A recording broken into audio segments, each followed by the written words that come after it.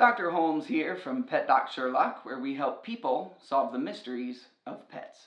And if you're here, you probably watched our first video on how to determine if your dog has allergies and what that looks like. If not, I encourage you to go to that video, take a look at it, and see if the symptoms that your dog is experiencing fit. Now, your veterinarian may have told you that they think your dog has food allergies, or you watched that video and you think your dog has food allergies. So the question is, what do we do now? Again, food allergies tend to pop up in a middle-aged dog and tend to be year-round because they're eating that food all year round. So the question is, how do we figure out what's in the food that's causing the allergy?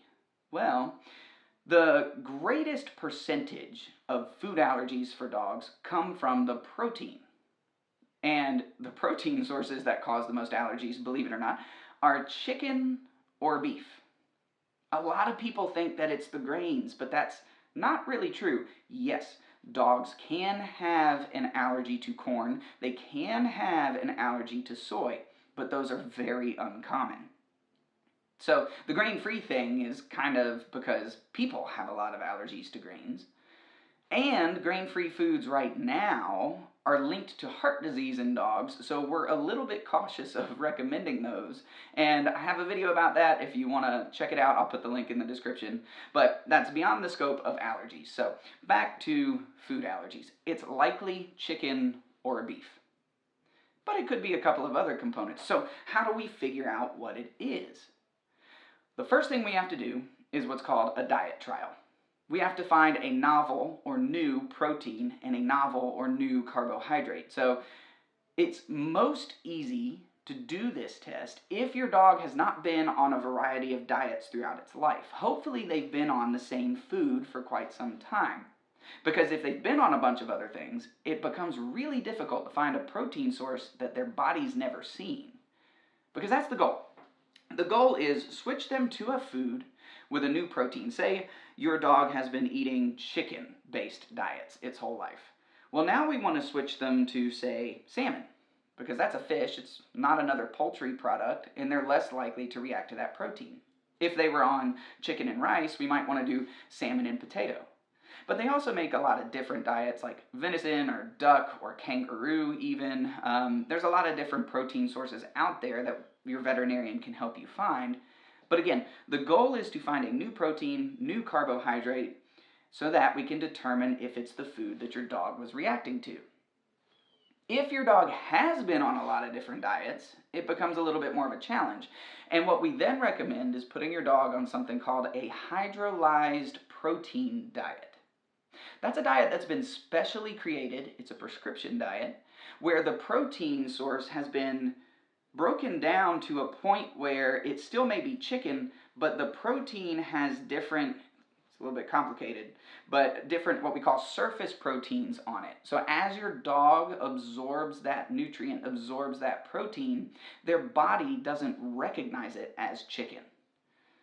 So if your dog's been on a lot of different diets, that's probably the course we'll take. And hydrolyzed protein diets are often recommended by dermatologists as your kind of first test to do. The problem is, especially if you have a bigger dog, those hydrolyzed protein diets are really expensive. They just are. I'm a veterinarian and I have a hard time prescribing those diets sometimes because of how much they cost. So it can be a little bit of a hurdle to get over, but again, we're trying to figure out what your dog is allergic to. So we put your dog on a special diet, whether it's a new protein or the hydrolyzed protein, and we give it 8 to 12 weeks before we decide if it's helping. Now, why so long?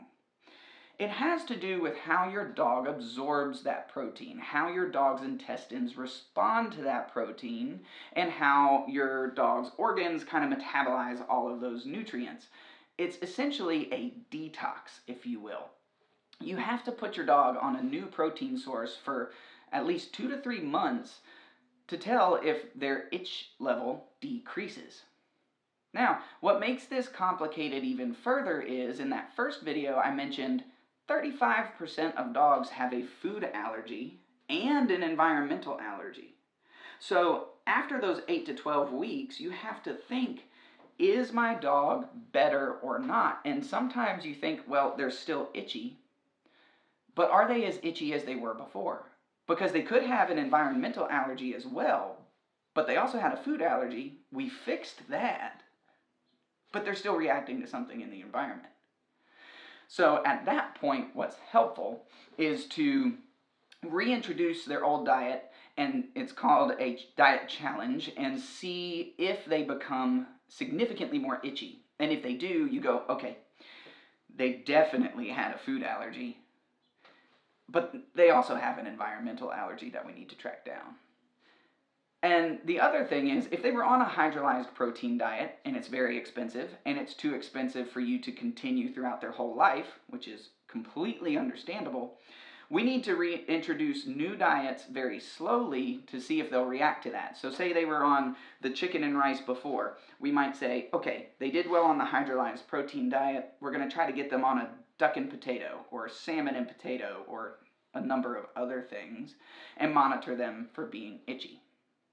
There is a very, very, very important part to the diet trial. And that is, your dog has to be on that diet only. No other food. Because again, we're trying to figure out what they're allergic to. Are they allergic to the chicken? Are they allergic to the beef? Are they allergic to the corn? And so once you've picked the diet that you're going to use for your diet trial, if you're giving them treats, milk bones or jerky treats or whatever else, yeah, they're eating that proper diet for their breakfast and dinner, but now you're giving them treats outside of that could have what they're allergic to in them. And then the other thing is, table scraps count too. Think about it. If your dog has a chicken or beef allergy, just because it's processed down into this dehydrated little kibble, doesn't mean that they're not going to react to what you ate on Saturday night off the grill. If you give them chicken scraps from your dinner, or a little sliver of steak from your dinner, they're still allergic to chicken or beef, and that's chicken and beef in their purest form. So please, please, please, it will save you money, it will save you a headache, it will save your vet a headache when you're trying to figure out what your dog's allergic to stick to that one diet. It's very important, and I've had several diet trials that I had to restart because they gave them a scrap of food off their plate. And it's really hard to do that with kids. I completely agree. Kids love to drop things. Kids love to feed the dog under the table, etc. So if you have kids in your home, they're a little bit messy eaters, as most kids are, then maybe put your dog somewhere else while y'all eat dinner. And it can help avoid picking something up off the floor. But I completely agree. Diet trials with dogs in homes with kids can be very challenging. So again, if your dog has a food allergy, likely developed middle age, is itchy all year round, then we do the diet trial with a new protein. We can try to and carbohydrate, we can try to figure out what they're allergic to and find a new diet that works for them. And once we figure out what they're allergic to, that means you have to stick with that strict diet and avoid treats and various other things that have that allergy in them. And then there's one more thing that some people will bring up, and that's that I heard there was a blood test for food allergies, and there is. However, if you talk to any veterinary dermatologist or most vets, almost no one performs that test because it's really not very accurate right now.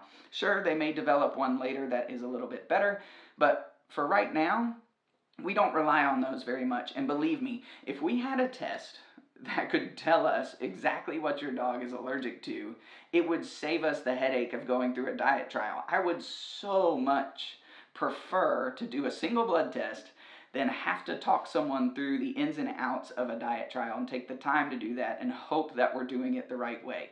Believe me, it'd be way faster and way easier. So no, we don't have an accurate blood test to determine what your dog is allergic to in its food. Hopefully this was helpful. Hopefully if your vet talked to you about a diet trial, this helped reiterate and solidify some of those things that you need to pay attention to when you're in the middle of that diet trial. And hopefully you will be able to figure out what your dog is allergic to and what you can feed them moving forward to help relieve that itch that they've been experiencing. We're going to do another video on environmental allergies, so stick with us. If your dog had a food allergy but is still a bit itchy and has an environmental allergy, we're going to talk about that in another video. If this was helpful, please click like and hit that subscribe button to hear more about pets, cats and dogs, and the ins and outs of living life with them.